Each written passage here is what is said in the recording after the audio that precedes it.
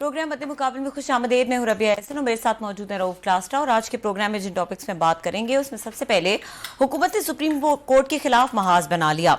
ऐवान ने आला अदलिया का इंतखाबात के हवाले से फैसला मुस्तरद कर दिया। वज़ीर आज़म सुप्रीम कोर्ट अहकामात न माने, ऐवान ने राय दे दी। दूसरी जानिब कौमी असम्बली कमेटी का अहम इजलास कल तलब, गैर मामूली फैसलों का इम्कान। जबकि इमरान खान ने सलामती कमेटी इजलास फौज को इदारों के सामने खड़ा करने की साजिश करार दे दिया। इसके अलावा बात करेंगे पीटीआई दौरे हुकूमत में मुल्क की 600 कंपनीज को सिफर शरह सूद पर $3 अरब कर्ज दिए जाने का बड़ा इंकशाफ। कर्ज किन शराइत पर दिए गए, खजाना कमेटी ने नामों की तफसीलात मांग ली।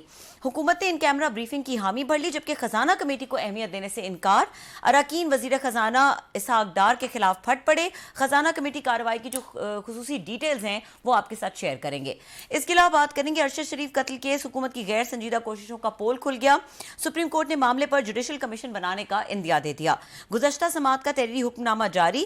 तहकीकात में ताउन के हवाले से कीनिया हुकूमत ने क्या जवाब दिया, इसके बारे में भी बात करेंगे। और आज हमारे साथ गुफ्तगू के लिए मौजूद है सीनियर सियासतदान इसहाक खाकवानी साहब। उनको वेलकम करेंगे। अस्सलाम वालेकुम इसहाक खाकवानी साहब। वालेकुम सलाम बेबी। अच्छा खाकवानी साहब, आप लाहौर में बैठे हैं और वहां से चीज़ों को व्यू कर रहे हैं। वहां बैठ के ये जो पीएम ऑफिस की लड़ाई है और ये जो अदलिया के साथ एक महाजराई की सिचुएशन है, इसको कैसे देख रहे हैं? बीबी, एक तो मैं इस्लामाबाद में हूँ। अच्छा। और मैं आज यहाँ कई दोस्तों से मिला हूँ और जो हुकूमत में हैं और कई हजरात हुकूमत के खिलाफ भी हैं वो भी मिले हैं और कई अखबार के नुमाइंदे भी हजरात मिले हैं।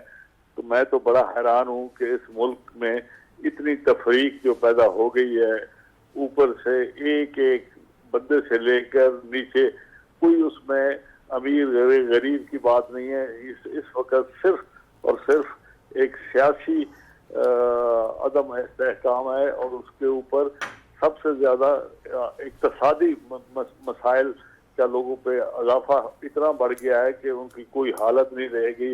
उनको इस अपने यहाँ जीने के लिए उनको जितनी चीजें मुयसर हैं उनमें उनका बड़ा इख्लाफ पैदा हो गया।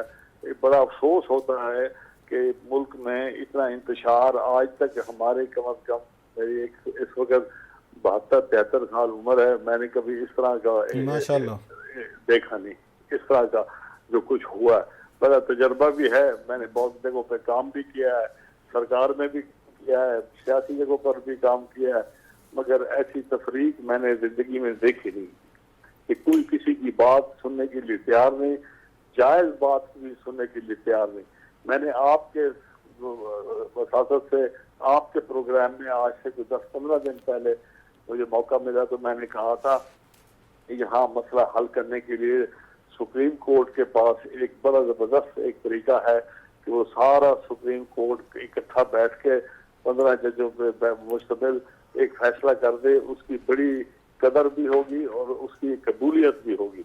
मगर अफसोस कि वो बजाय उस चीज की तरफ आने के वो उल्टा जो चीजें भरी थी 8-9 जगह, फिर 7, फिर 5, फिर 3 और फिर 3 में भी झगड़े। मतलब कोई हैरान कौन बात है कि कोई आदमी बड़ा दिल करके पाकिस्तान के इतने बड़े ओहदों में बैठ के मुल्क के ऊपर एक तमाशा बना दिया है और सिर्फ अपनी अना है और कोई इसमें ना कानूनी ना अखलाकी किसी भी जरूरत का मुआवजा किया। बड़े अफसोस की बात है। खाकून साहब, आपने कहा कि आप यहाँ पे इस्लामाबाद में ये हुकूमत के लोगों से भी मिले हैं, यकीनी तौर पर MNAs और उसमें मिनिस्टर्स होंगे, फिर आपने कहा जो हुकूमत के मुखालफिन हैं उनसे भी मिले हैं। दोनों बड़े बड़े लोग होंगे ऑफ कोर्स, अगेन क्योंकि हमसे तो मिलते नहीं है ना, हमें पता है कि आप इस्लामाबाद आए हुए हैं, कोई खैर खबर हमें तो आपने दी है क्योंकि हम तो ना वजीर हैं ना MNAs हैं ना बड़ी उसमें लीग में आते हैं। तो जिन बड़े लोगों से आपकी मुलाकात हुई है सर, उन्होंने आपको क्या बताया? जो हुकूमत के हामी थे वो क्या कह रहे थे और हुकूमत के मुखालफिन क्या कह रहे थे? तो ये तो जरा थोड़ा सा शेयर करें सर हमारे साथ कि व्हाट वर देयर व्यूज।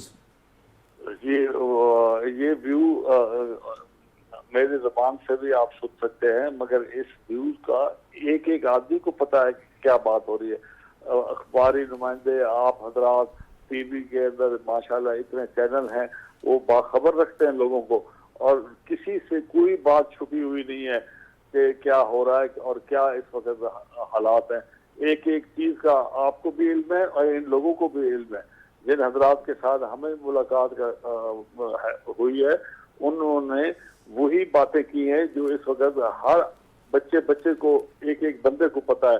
कोई कहता है कि जी सुप्रीम कोर्ट गलत है, कोई कहता है जी इमरान खान गलत है, कोई कहता है जी शहबाज शरीफ साहब की हुकूमत गलत है, कोई पीडीएम के बारे में बात करते हैं।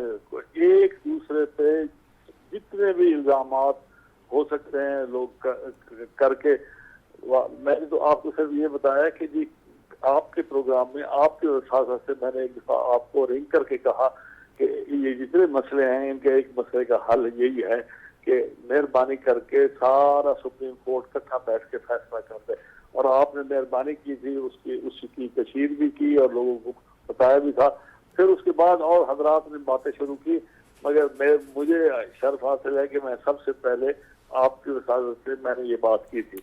आज भी यही बात हो रही है हर जगह कि जी इलेक्शन फलाने दिन होना चाहिए, इसको खत्म करना चाहिए, फलानी हुकूमत को खत्म करना चाहिए, सुप्रीम कोर्ट के अंदर ये बेंच बनने चाहिए। वो कहते हैं हमारा नेशनल असेंबली का जो फोरम है उस पर लोग सियासी और मतलब नेशनल असेंबली मौजूद तो है ना जनाब, उसका भी एक अपना कानूनी हैसियत है। इसी तरह सुप्रीम कोर्ट की भी अपनी एक कानूनी हैसियत है, उनका भी एक साहब मैं सॉरी आपकी बात काट रहा हूँ। जो हुकूमत के लोगों से मिले किसी एक ने कहा कि हमारी हुकूमत शहबाज शरीफ साहब की हुकूमत गलत कर रही है, सुप्रीम कोर्ट ठीक है, पार्लियामेंट में हम ठीक कर रहे हैं और हमें इलेक्शन करा देने चाहिए? किसी एक ने कहा कि हमारी हुकूमत जो है ये ठीक नहीं कर रही है? सब ने कहा कि नहीं हमारी हुकूमत ठीक है, तो अपोजिशन या ये जो है इसकी अदलिया जो है ना वो ठीक नहीं है। मुझे जो 3-4 दोस्त मिले हैं सब ने यही कहा कि बिल्कुल ये सुप्रीम कोर्ट का फैसला गलत है, वहां पर हमारी बात नहीं सुनी गई, ना किसी पार्टी को शरीक किया गया पॉलिटिकल पार्टी को, ना ही उन्होंने जो ओरिजिनल बेंच बने थे उनके अंदर जो काट पाट हुई और जिसके अंदर से लोग बाहर चले गए और जिस तरीके से फिर वहां पर छोटे से एक 3 मेंबर बेंच, और वो भी वो बेंच जिसमें एक अपने उनके एक अपनी नजरिया रखने वाले जज साहब हैं, और उन्होंने कहा कि उन लोगों को बिठाकर एक फैसला करा दिया गया जो कि किसी किस्म से हमने कबूल नहीं किया। और उन्होंने कहा कि हमारे इसमें पूरे पार्लियामेंट में ये अक्सरियत का बल्कि सब, और क्योंकि दूसरी पार्टी तो है नहीं वहाँ, सब ने यही कहा माइनस 1-2 बंदों के कि भाई ये गलत फैसला है। इस फैसले को वो उन्होंने कहा हम नहीं मानते। अब इस तरीके से ये बातें हो रही हैं। तो अच्छा, आप जब उनसे मिले जो हुकूमत के मुखालफीन हैं, जब उनसे मिले तो उनमें से किसी ने कहा कि इमरान खान साहब गलत कर रहे हैं या अदालतें गलत कर रही हैं, हुकूमत ठीक कर रही है? वो भी डटे हुए हैं, ये भी डटे हुए हैं, दोनों। हाँ, वो भी कहते हैं इमरान खान हर चीज में सही कह रहे हैं और एक एक चीज उनका सही है, कोई चीज उनकी गलत नहीं। उन्होंने जिस तरीके से नेशनल असेंबली से बाहर इस्तीफे दे के निकले हैं वो बिल्कुल ठीक किया। उन्होंने जो हुकूमत अपनी तोड़ी है पंजाब में भी जिसने उन्होंने तोड़ी है वो भी सही किया, क्योंकि उनको पता है कि लोग उनके साथ हैं और वो लोग उनको अगले इलेक्शन में भरपूर अक्सरियत से जिताएंगे। लिहाजा ये हमारा रास्ता जो हमने लिया है ये बिल्कुल कानून और अखलाक और चीजों के बिल्कुल बराबर है। खकवानी साहब, आप क्योंकि खुद मिनिस्टर रहे हैं, मैं सॉरी बात काटूं लेकिन मैं ज्यादा सवालात करके ज्यादा आपसे पूछना चाह रहा हूँ। आप खुद मिनिस्टर रहे हैं, बड़ी इंपॉर्टेंट कैबिनेट में आप थे और बड़े वोकल मिनिस्टर थे। ये भी नहीं थे कि चुप करके कैबिनेट बैठे। शौकत अजीज साहब के साथ जब आप वो प्राइम मिनिस्टर थे आप उस पर एडवाइसेस भी करते थे, लड़ते भी थे। मुझे खुद जाती तौर पर पता है, 2006-07 की बात कर रहा हूँ सर मैं। आज आप यहाँ पे कैबिनेट में बैठे होते, यहाँ पे शहबाज शरीफ साहब के साथ क्या एडवाइस करते कैबिनेट के इजलास में सर, जो भी कैबिनेट की मीटिंग्स में, बट तो क्या आपका व्यू होता है कि हुकूमत को क्या करना चाहिए? पहले तो आपने मुझे एक चीज पे पाबंद कर दिया है कि मैं नवाज शरीफ साहब की कैबिनेट में होता, शहबाज शरीफ साहब। मैं अज्यूम कर रहे हैं सर। मैं तो आज तक मुझे जिंदगी में मौका ही नहीं मिला कि इनके साथ कभी जिंदगी में आज तक काम नहीं किया। हालांकि मेरा ताल्लुक रहा है बड़े मियाँ साहब से भी, बड़ी सलाम दुआ रही जब मैं सरकारी मुलाजिम था, मगर मैंने कभी आज तक काम करेंगे इनके साथ कभी भाई साहब मैं कभी ये नौबत आने ना देता। जो चीज मेरे जहन में होती मैं जरूर कहता, मैं सबसे पहले मैं इमरान खान के साथ पार्टी पे रहा हूँ, उनके साथ 8-9 साल बड़ा दिल लगा के काम किया है। उनको भी मैं कहता कि ये कभी किसी सूरत में आप पार्टी अपना नेशनल असेंबली से इस्तीफा ना दें, और कोई जवाब नहीं बनता था कि आप सूबे की पंजाब की हुकूमत के साथ इस तरह करें। और अपना आपने 9 साल हुकूमत की है KPK में, वहाँ आप हुकूमत को छोड़ने का उन लोगों को क्यों महरूम करते हैं कि वहाँ जो काम हो रहे हैं, चीजें बन रही हैं, हो रहा है, उनको मुकम्मल करने दें, आप इस तरह ना करें। और कई लोगों ने उनकी अपनी पार्टी में बहुत सारे लोगों ने यही कहा, मगर वो किसी की बात नहीं मानी उन्होंने। अब जब कोई बंदा बात ना माने तो वो, हम तो अक्सरियत में, मैं तो जाती मेरी राय जो है वो अक्सरियती राय तो नहीं है, मैं तो एक अखलाकी और कानूनी बात कर रहा हूँ कि जी उसके अंदर मैं समझता हूँ कि ये चीजें गलत हुई हैं, जो उसका पेशबंदी गलत हुई है। नहीं वो तो चलो हो गया, इनको क्या एडवाइस कर रहे हैं आप, या एडवाइस करते हैं एज ए पॉलिटिकल कमेंटेटर, चलो ले लेते हैं इनको, शरीफ गवर्नमेंट को, शहबाज शरीफ साहब को, या इनकी हुकूमत को क्या एडवाइस होती है आपकी, अभी करेंगे आप क्या करते हैं? मैं अब करूं, मैं इनसे मिला हूं, मैं उनसे गपशप लगाई है, वो अपनी बातें कर रहे थे और मुझे महसूस हो रहा था कि वो हुकूमत और सुप्रीम कोर्ट की बात नहीं मानने के लिए तैयार। उनको मैं, जिन लोगों ने साहब इक़्तिदार हैं, वज़रा हैं, वो MNA हैं, और वो अगर बैठ के ये बातें करते हैं तो उनको मैं क्या समझा सकता हूँ कि जी आप क्या करें ना। मेरे समझाने की खकवान से बात नहीं की, देखें मेरी राय की बात की है ना, आप क्या राय देते? समझाना और चीज है, राय और चीज है। मैं तो बात सुने, ये राय देने के लिए तो मुझे किसी ने बुलाया नहीं, मैं तो एक सोशल गैदरिंग में बैठ के उनकी बातें सुन रहा था, और मैंने तो उनको एक मतलब एक आउटसाइडर की तरह ना मेरे से उन्होंने कोई एडवाइस ली, ना मैंने कोई एडवाइस दी। मैं तो उनसे पूछता हूँ कि जी क्या हो रहा है जी, वो कहते हैं कि ये हमारे साथ ज्यादती हो रही है। कई चीजों में उनकी बात सही लगती थी कि वो ज्यादती हुई है, कई जगहों पर उनकी बात ये कि जी इलेक्शन नहीं होना चाहिए, वो भी उनकी राय है। अब उसमें मैं उसमें तो मैं उनका हिस्सा ही नहीं, मैं उनका हिस्सा ही नहीं हूँ तो मैं क्या कहूँ भाई। अच्छा सर, क्या आगे चलते हैं सर थोड़ा सा। ये इस वक्त ये हाउस ऑफ शरीफ जो है, नवाज शरीफ साहब पहले नाअहल हो चुके हैं सर, ऑलरेडी वो इलेक्शन नहीं लड़ सकते, वापसी भी उनकी मशकूक है। अब शहबाज शरीफ साहब भी उसी सिचुएशन में आ गए जो यूसुफ रज़ा गिलानी साहब 2012 में थे।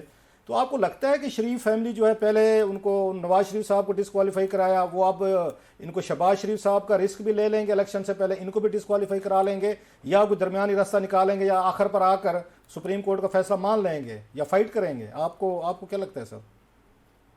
मुझे तो ये लग रहा है कि देखें, जब हम इमरान खान के साथ ये पनामा का केस लड़े थे, उस वक्त नवाज शरीफ साहब को जब डिस्क्वालीफाई किया था, हम बाहर तो नहीं बात करते थे, हम आपस में तो बात करते थे कि उनके साथ कानून के दायरे से बाहर उन्होंने इनको नाअहल किया है। उनका नाअहल का पूरी पिटीशन जो थी, जो हमारे पास अभी भी मौजूद है, उस पिटीशन में तो अकामे का कोई जिक्र ही नहीं था, उसमें तो था बाकी चीजों का, जिसके बाद में सुप्रीम कोर्ट ने फैसला किया कि उनके ऊपर वो केस चलने चाहिए और उनमें वो पता करना चाहिए कि उनके क्या हुआ। खकवानी साहब एक मिनट सर, आप बहुत बड़ी बात कह रहे हैं सर, आप क्योंकि पिटीशन में आप भी शामिल थे, बल्कि मुझे तो ये भी शायद इल्म है कि सारी चीज़ें तैयारी आपने की थी, केस ही सारा ये पनामा वाला ने आपने मेहनत की, डिगिंग की, इन्वेस्टिगेशन की, आपने इमरान खान साहब को कायल किया था, असद उमर और शफकत महमूद साहब तो तैयार ही नहीं हो रहे थे, तो बनी गाला में आपने बैठ के सारा केस प्रिपेयर किया था कि हमें केस करना चाहिए। आज आप ये कह रहे हैं कि नवाज शरीफ साहब को वो सज़ा जो हुई थी शायद वो इंसाफ के तकाज़ों से हटकर थी, जो पिटीशन आपकी थी उस पर फैसला नहीं दिया गया और दरमियान में से अकामा निकाल कर दिया गया, लिहाजा उनको गलत सजा दी गई थी, उनको गलत डिस्क्वालीफाई किया गया था। That's what you are saying. मैं देखिए, जब उनसे ये चीज बनाई गई थी उसमें मेरा जरूर हाथ था। मैंने वकील चूज करने के लिए मेरी तजवीज थी वाहिद आदमी की कि जी नईम बुखारी साहब, मैं समझता था कि बहुत अच्छे वकील हैं और वो किसी सूरत में उनको कोई आदमी पाकिस्तान में खरीद नहीं सकता, लिहाजा मैंने उनको तजवीज दी थी और वो तजवीज सलीम मानी गई और वो मैंने प्रूव किया कि, मगर मैं आपको कह रहा हूँ कि उनके ऊपर जो एलिगेशन थी वो तो थी इस अपना एवन फील्ड के फ्लैटों की थी, और वो आज भी लोग उनके बारे में यही कहते हैं कि वो यहाँ से जो पैसा ट्रांसफर हुआ है वो गलत हुआ है, मगर उसका केस चलना चाहिए, उसके ऊपर उसकी एक उनको मौका मिलना चाहिए कि जी क्या वो सही है गलत है, उसकी अपनी एक पूरी इन्वेस्टिगेशन और चीजें उनकी। अच्छा सर, लास्टली सर वो तो हुई, इन्वेस्टिगेशन तो हुई, मगर जब फैसला हुआ उन इन्वेस्टिगेशन और उन चीजों पर कोई फैसला नहीं हुआ। उन्होंने जो उस वक्त FIA के DG थे, उन्होंने जो चीज निकाली थी अपने इख्तरा से, उसके ऊपर उनको सजा हुई। ये हमारी जो अपना पिटीशन थी उसमें ये इसका जिक्र नहीं था। मतलब आप अपने आप को उससे डिस्टेंस कर रहे हैं कि नवाज शरीफ साहब के खिलाफ जो फैसला आया वो आपकी पिटीशन के जो मेन पॉइंट्स हैं उनकी बुनियाद पे नहीं थे, समथिंग एल्स आया। अच्छा लास्टली सर मैं ज़रा इस पे आते हैं कि अभी जो वहाँ पे पार्लियामेंट में लॉ पास हुआ जिसके तहत जो लोग यहाँ डिस्क्वालीफाई हुए फॉर एवर फॉर लाइफ उनको अपील का हक मिला जा रहा है, तो जहांगीर तरीन साहब जाएंगे सुप्रीम कोर्ट में अपील लेकर, क्योंकि उनको भी डिस्क्वालीफाई इसी बुनियाद पे फॉर लाइफ किया गया था। कोई आपके पास है खबर कि तरीन साहब तैयारी कर रहे हैं सुप्रीम कोर्ट जाएंगे जो ही लॉ यहाँ इफेक्टिव होता है? सर जी हाँ, वो बिल्कुल जाएंगे। उसके ऊपर भी आज मुशावरत हुई है हमारे यहाँ आपस में, और उनको हक बनता है। उनके ऊपर जो अपना इल्जाम लगाया था वो साकिब निसार ने उसमें जबरदस्त किस्म की बेईमानी की थी और उसमें कोई इंसाफ के पहलू नहीं था। उन्होंने इसी तरीके से, और अब तो फिर बाद में चीजें भी आ गई कि इमरान खान साहब का भी उसमें हाथ था कि चले अपना नवाज शरीफ डिस्क्वालीफाई हो रहा है तो एक मेरा बंदा भी हो जाए ताकि बैलेंस हो जाए। आज वो जो डॉन की सबसे बड़ी हेडिंग लगी थी कि ये बैलेंसिंग एक्ट है, उनके जिन्होंने वो अखबार में हेडलाइन लगाई थी उनसे भी आज मुलाकात हुई, उनसे भी बात हुई इस चीज के ऊपर कि जी आपने बड़ी जबरदस्त खबर लगाई, बैनर हेडलाइन लगी थी और वो बाद में प्रूव हुई है जो कि बाजवा साहब ने, जनरल बाजवा साहब ने जो अपने बयानात दिए हैं और बाकी जो इमरान खान साहब की के साथ आप जनरल बाजवा साहब को विटनेस के तौर पर सुप्रीम कोर्ट बुलाएंगे जहांगीर तरीन साहब के? इन्होंने ये बातें की हैं कि मुझे किस तरीके से बैलेंसिंग एक्ट के तहत disqualify, because he is your main witness sir. जी मैं अर्ज करूं, ये जो अपील है ना जनाब, उसके अंदर ही भी मवाद है जो कुछ है और वो चीजें डिस्कस हो सकती हैं अपील में। अपील में न्यू एविडेंस नहीं लाया जा सकता, ना ही नए गवाह लिए जा सकते हैं। अपील का राइट मिलना भी एक बहुत बड़ी एक कानून के अंदर तब्दीली है जो आज सुप्रीम अपना नेशनल असेंबली ने कोई 2-3 दिन पहले पास किया है। अब वो प्रेसिडेंट साहब के पास गया है, वो 10-15 दिन में हमें अपने पास रखेंगे और फिर उस पर इतराज लगाते हैं या क्या करते हैं। मगर इस वक्त सारी जो अपना लीगल फ्रेटर्निटी है वो सब कह रहे हैं कि एक राइट ऑफ अपील और आप ये कह रहे हैं लास्टली ये कह रहे हैं आपके जैसे जहांगीर तरीन साहब की रिवर्स होनी चाहिए, मॉडिफाइड थी, ऐसे आप कह रहे हैं नवाज शरीफ साहब की भी मॉडिफाइड थी, लिहाजा उनका भी रिवर्स होनी चाहिए। सबको मौका मिलना चाहिए, सबको मौका मिलेगा और इंशाल्लाह आप देखेंगे कि बहुत सारी चीजों में जो उनके गलत फैसले हुए थे वो अपील में वो उड़ जाएंगे, क्योंकि अपील में नए जज साहबान होंगे जो जिन्होंने फैसले दिए वो नहीं होंगे। अपील में नए फैसले होंगे, नए बंदे होंगे और उनमें उम्मीद है कि वो इंसाफ से लोगों के साथ मौजूदा कानून के मुताबिक काम करेंगे। ठीक है खाफन साहब, आपका पॉइंट आ गया है, बहुत शुक्रिया एक्सक्लूसिव गुफ्तगू करने के लिए। यहाँ पे ब्रेक का वक्त हो रहा है और ब्रेक के बाद बात करेंगे। हमारे साथ सीनियर सहाफ़ी कामरान यूसुफ मौजूद होंगे, उनसे नेशनल सिक्योरिटी के इजलास और जो इससे जुड़ी हुई खबरें हैं उसके बारे में बात करेंगे। हमारे साथ रहिए।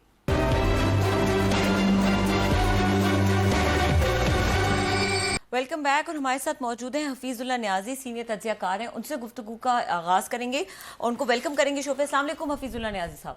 वालेकुम अस्सलाम जी।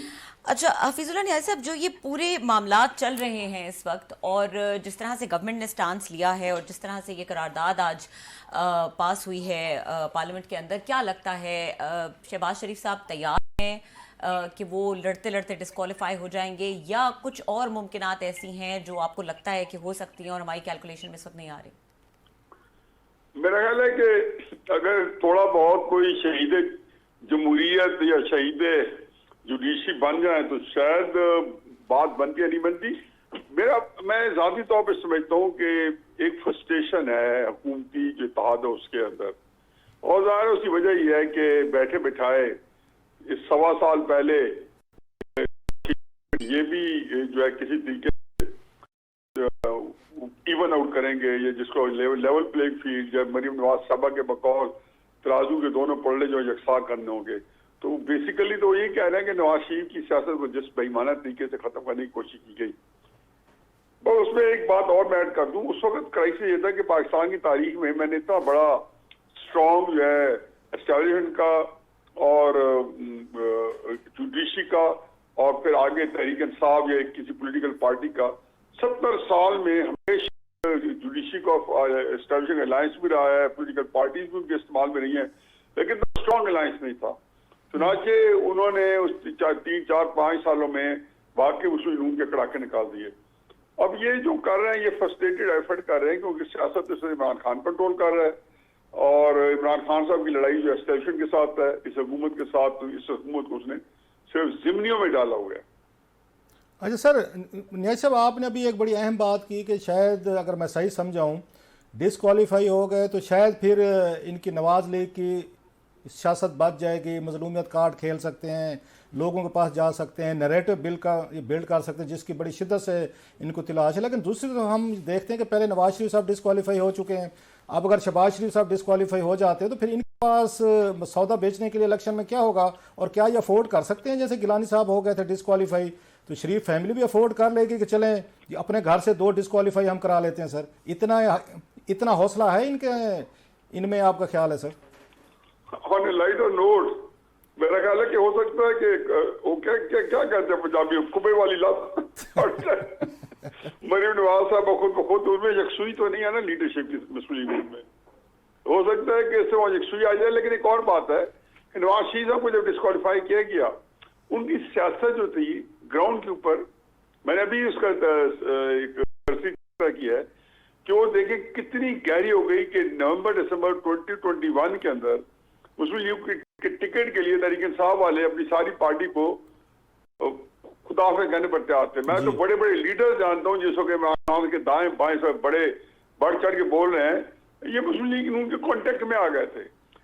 मतलब एग्जैक्टली मैं इसको, आपने बात तो बिल्कुल सही समझी है, लेकिन ये मैं कुछ छोटी, मतलब मुझे ये पता है कि अगर कुछ थोड़ा सा कुछ स्पेस बनती है, थोड़ी सी बनती है, ज्यादा अगर वो शायद प्लान करे, क्योंकि अभी तक बात यह है कि वो इम्पैक्ट नहीं पड़ रहा उनकी पॉलिटिक्स का। मरीम नवाज साहबा बहुत अच्छे जलसे कर रही हैं, बड़ी फायर ब्रांड स्पीकर बनी हुई है, एग्रेशन है उनके अंदर, बड़ी बातें भी बड़ी जची तुरी कर रहे हैं। इमरान खान साहब को जो उन्होंने 6-7 साल से अकेले दंदनाते फिर रहे थे, पहली दफा मार्च अप्रैल 2018 के बाद पहली दफा पॉलिटिकली उनको पंजाब के अंदर को कॉन्टेस्ट मिला है, क्योंकि उससे पहले तो ये सारे स्पेटिकल लीव पे थे मुस्लिम नून के लीडर, ये तो मुफाहमत को तरजीह दे के फिर रहे थे।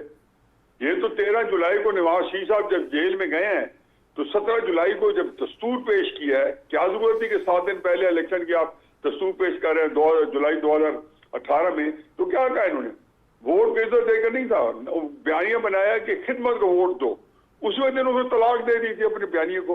अब इमरान खान साहब की 2 बड़ी स्ट्रेंथ हैं। एक स्ट्रेंथ ये है कि वो मीडिया का बड़ा इफेक्ट इस्तेमाल करते हैं, मीडिया और मीडियम दोनों का, यानी कि चाहे वो जलसे एड्रेस कर रहे हो, चाहे वो जो है उनको हर बात, जब इसे यू टर्न भी लेते हैं तो कम से कम अपने चाहने मानने वालों को कोई गुनाह नहीं गुजरती। दूसरा यह है कि वो लड़ाई के अंदर, मैंने हकीकत यह है कि मैं हमेशा समझता था इमरान खान बहुत जबरदस्त लड़ाई लड़ेगा, लेकिन मेरे ही तवक्कुआत से ज्यादा वो अच्छी लड़ाई लड़ रहा है। उसका जो वीक एरिया था जिसके अंदर वो बिल्कुल कोर है, मैं एक बात कहता हूँ तरीके साहब गुस्सा आता है, लेकिन बात हकीकत यह है, उसे सिर्फ एक्सप्लेन करने के लिए, सियासी हिकमत अमली में वो दौले शाह का चूहा है, उसका दिमाग एक स्पैरो ब्रेन है, वो नहीं है उस बेचारे के पास दिमाग सियासत का। वो 1996 से लेके आज तक एक सियासी डिसीजन नहीं जो चैक में किया हो, चाहे वो इसी साल 25 मई 2020 का लॉन्ग मार्च हो, चाहे उसके बाद 26 नवंबर का लॉन्ग मार्च हो, चाहे असेंबलियों के नेशनल असेंबली के इस्तीफे देता है, 2 असेंबली तहलील की गई है या जेल भरो तहरीक चलाई है। मुझे एक बता दें उसकी सियासत हिकमत अमली काउंटर प्रोडक्टिव नहीं हुई। वो तो चूंकि सिरोताल ऐसी बन गई है कि ये मौजूदा हुकूमत जो है, इसको इमरान खान साहब का एस्टेब्लिशमेंट का मोरॉन का बयानिया तब्दील हुआ है।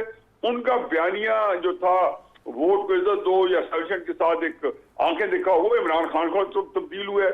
हमारी मुल्क की जो कासिम साहब 58 के बाद जो मार्शल लॉ के बाद मैंने देखा एक तारीख है, समहाउ पंजाब की खसूसन ये फितरत है कि आप एस्टैब्लिशमेंट को तड़ी लगाएं, चाहे खान कयूम खान निकला है 1958-59 में, या भुट्टो साहब 66 में निकले हैं, या नवाज शरीफ साहब 93 में निकले हैं, या इफ्तिखार चौधरी साहब निकले हैं, या नवाज शरीफ साहब दोबारा 2018 में निकले। उसने हमेशा रिफतें पाई हैं। ये अजीब बात है कि पंजाब के अंदर उसको इतनी पॉपुलैरिटी मिली, मगर भुट्टो साहब को फॉरेन मिनिस्टर को कौन जानता था? वो क्या बयानिया था? कभी हमने इस पे भी कभी तहकीक किया, गौर किया कि किस चीज ने इंस्पायर कर दिया? इस पे न्याय साहब जरूर हम फिर बात करेंगे, लेकिन मैं कुछ और आपसे एक और सवाल मैं पूछना चाह रहा हूँ, बड़ा ज़रूरी है, ये बड़ी डिटेल से आपने एनालिसिस किया, नेक्स्ट वीक हम आपसे फिर रिक्वेस्ट करेंगे। लेकिन एक और सवाल, लास्ट टाइम आपसे बात हुई तो आपका नौजवान बरखुरदार जो है Hassan Niazi sahab, he was in difficulty, आप डिफ़िकल्ट सिचुएशन में थे, आपकी पूरी फैमिली थी, and finally he has been bailed out. तो आपकी मुलाकात हुई उनसे, हसान से, क्या बताया उन्होंने? कोई मतलब कोई डिटेंशन में कोई ये होता है कि मैन हैंडलिंग, कोई इस तरह सख्ती, क्या उन्होंने आपको बताया? और मुलाकात में क्या गुफ्तगू हुई बाप बेटे की? सर जब उसको अरेस्ट हुआ तो मेरी पहली ये थी कि जैसी है तो मेरी पहली बात यही है कि उसको कोई ऐसा इनह्यूमन या फिजिकल या एक बिलो द बेल्ट टॉर्चर ना किया जाए जिससे पूरी जिंदगी उसकी जो है ना मुतासर हो जाए, ट्रॉमा में। और इस बात से पॉलिटिकल एक्टिविस्ट है, जेल में चला जाए, रियली आई डोंट माइंड। अगर महीना 2 महीने 3 महीने भी रह लेता तो एक सियासत की एक पोलिटिकल जो फील्ड है उस बड़ी कोर्ट से पॉलिटिक्स कर रहा है उसका लीडर इमरान खान, तो मैं चला जाता। लेकिन वो ये था कि उसको जो है ना ये तरीकेकार जो अपनाए जा रहे थे, तो मैंने पहले दिन से उन्हीं लोगों से रब्ता किया जिनका असर सूख था वो सारी कैद बंद पे। पहले दिन उसको जरूर जो है मैं कहता हूँ कि कुछ जो है लिमिटेड लेवल की ज्यादती हुई, बस मैं उसको अभी इसलिए रखना चाहता हूँ कि वो खुद कभी उठाए तो उठाए। नहीं, आपका मतलब टार्चर किया गया, कोई टार्चर किया गया लिमिटेड किस्म का? साहब आप मेरे बहुत ही प्यारे भाई हैं सर, तो आप समझ गए कि मैं इतना ही कहना चाहता हूँ। Right sir, sorry sir. अच्छा, एनीवे तो बाकी ये है कि क्योंकि बड़ा जो ये काम करते हैं उनको भी शर्म आनी चाहिए, और बाकी ये किसी के साथ भी नहीं होनी चाहिए मामला। नहीं तो फिर आपके हसान के साथ कि फ्यूचर के लिए हुई जो, मतलब हसान साहब जरा नौजवान है, एग्रेसिव है, सम टाइम शायद वो इस तरह की गुफ्तगू कर जाता है जो आप भी मेरा ख्याल है अप्रिशिएट उस पर नहीं करते थे, तो आपको क्या लगता है कि आने वाले दिनों में उसका हसान का वही अग्रेशन बरकरार रहेगा या एक अपने आप को एक मैच्योर पॉलिटिकल वर्कर के तौर पर वो सामने लेकर आएगा? अब तक तो वो डिफरेंट उसकी फेज़ थी जैसे आपने कहा, अब गिरफ्तारी और इसके बाद वो डिफरेंट फेज़ में चला गया है। आपको लगा है कि उसमें तब्दीली, कुछ चेंजेस आई हैं पिछले इस पूरी डील से गुजरने के बाद? और कोई इमरान खान साहब से भी रब्ता उनका हुआ? कोई खान साहब ने भी अपने भांजे का हाल हवाल खैर खैरियत पूछी, और पूछी तो क्या गुफ्तगू कोई हुई, कोई आप तक पहुंची हो? साहब सारे ब्राह्मण बहुत चंगी तरह जान दिया जी सादा जो टेम्परामेंट है ना वो मुंतकिल थी, और मेरे वाले थे, चचा थे, वो भी तकरीबन इसी स्पार ऑफ द मोमेंट में, हीट ऑफ द मोमेंट में वो एक बड़ा एक फौरन रिएक्ट करते थे जी। एक तो डीएनए के अंदर है, उसके अंदर हाइपर होना और वो रिएक्ट करना, गुस्सा करना, और एक एकदम उसका मिजाज जो है जलाली हो जाना, और वो सोचता बाद में, गुस्सा पहले करता है। लेकिन भी है, पठान भी है सर, अब साफ ज़ाहिर है ये जैसे आपने कहा, और इसमें उसका कसूर नहीं है। फिर जो हमारा जो मेरी अपनी फैमिली का जो तड़का है ना वो बहुत ही दूर से ज्यादा ही संगीन किस्म का तड़का है सर। तो बाकी ये है कि उसको मैंने बिल्कुल समझाया है। मैं तो उसको एक ही कहता हूँ कि जी मैं चूंकि जेन्युइन समझता हूँ कि इमरान खान की जो सियासत है वो सारी झूठ के ऊपर जो है उसका सारा इन्हिसार है और उससे ऊपर है। तो मेरे बेटे के अंदर मुझे एक ही चीज अच्छी लगती थी क्योंकि आइडियलिज्म के साथ जो है वो चीजों को करना चाहता था। अब अगर उसको पता भी चल जाए कि उसका जो लीडर है या मामू है वो डेलिबरेटली बहुत सारी बातें गलत करके अपनी सियासत को परवान चढ़ा रहा है, उसमें वो कंप्रोमाइज करते हुए मेरे लिए बहुत बड़ा सानिया होगा, पहली बात। दूसरी बात यह कि मैंने उसको ये भी बताया कि पाकिस्तान के अंदर नो को एरियाज है। मैं अगर थोड़ा इंक्रोच करता हूँ तो उसकी वजह यह है कि थोड़ा सा चूंकि मेरा मीडिया का एक्सपोजर है तो उसमें मेरे पास और आपके पास थोड़ी सी स्पेस ज्यादा है। जी जी, इतनी भी ज्यादा नहीं है कि हम उसके ऊपर इतराएं। कोई खान साहब की बातचीत हुई भांजे से मुलाकात खान साहब की हुई कि और उनकी मेरा ख्याल है कि उसी दिन लाहौर जिस दिन फाइनली सारी चीजों से बेल ले ली मुशहरा से भी और फिर लाहौर से भी, तो उस रात मेरा ख्याल है मुझे बता रहा था कि उसकी मुलाकात हुई है, और ज़ाहिर है कि उन्होंने तो उनको तो एक चाहिए अच्छा है उनके निज़ाम को चलाने के लिए 2-4 अगर मोटे ताजे बकरे हो जो सदके में या हलाल है उसे कुर्बानी में काम आए, तो कोई भी लीडर होगा तो वो कुर्बान कर देगा, इल्ला कि उसी को अपनी औलाद हो तो उसके बारे में शायद वो सोचे। बहुत शुक्रिया नियाज साहब, thank you very much sir, बहुत शुक्रिया आपका। शुक्रिया हफीजुल्लाह नियाजी हमारे साथ मौजूद हैं। यहाँ पे वक्त हो रहा है ब्रेक का, ब्रेक के बाद डिस्कशन कंटिन्यू करेंगे, हमारे साथ रहिए। वेलकम बैक क्लास साहब, थोड़ा टाइम है हमारे पास। जो हफीजुल्लाह नियाजी साहब ने गुफ्तगू की, इससे पहले साख खानी साहब ने भी जो गुफ्तगू की, अब हुकूमत की जो स्ट्रैटेजी आपको लगता है कि ये फायर बैक नहीं करेगी और ये इट विल वर्क? बैकफायर अगर मुझे लगता है कि इतना बड़ा रिस्क जो है ना ये नहीं लेंगे हाउस ऑफ शरीफ के। पहले जैसे मैं कहता हूँ, बार बार पूछता हूँ भी एक सवाल ताकि सबसे ओपिनियन ले ली जाए कि हाउस ऑफ शरीफ क्या इतना बड़ा जुआ खेलने को तैयार है। फिर तो वही बात है, फवाद चौधरी साहब कहते हैं कि इसका फ़ायदा तो मरियम नवाज साहबा को होगा, बाप भी नाहल, चचा भी नाहल, तो फिर उसके बाद जो ओनली